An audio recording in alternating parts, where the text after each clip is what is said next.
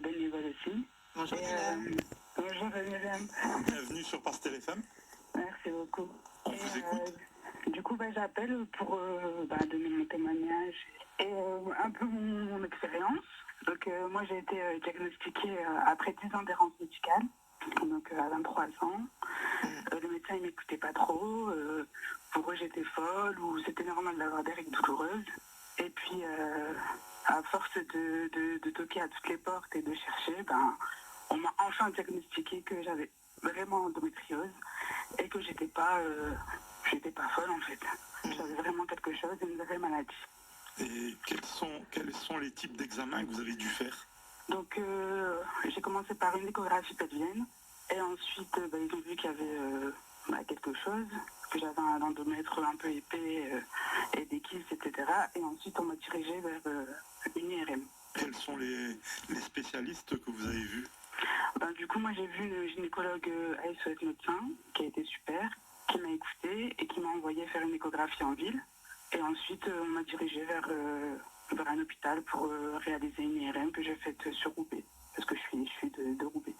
Et aujourd'hui, vous êtes traité? Aujourd'hui, je suis traitée, mais je suis encore dans un long processus parce qu'on n'a pas encore trouvé quelque chose qui puisse m'aider réellement.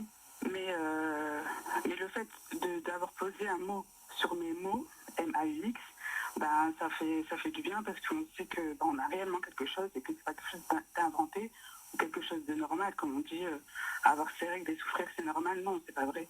C'est pas normal. Pardon? Allez-y, je vous en prie. Et donc, du coup, j'ai été diagnostiquée au bout de 10 ans d'errance médicale. Donc, ça a été un gros soulagement. Et puis, 2 ans après, j'ai connu l'association EndoAction qui m'a beaucoup aidée parce qu'avec le groupe de parole et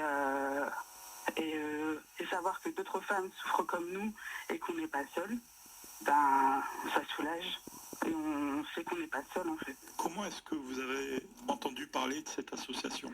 Justement, c'est du biais de mon oncle qui a connu l'association sur Pastel FM.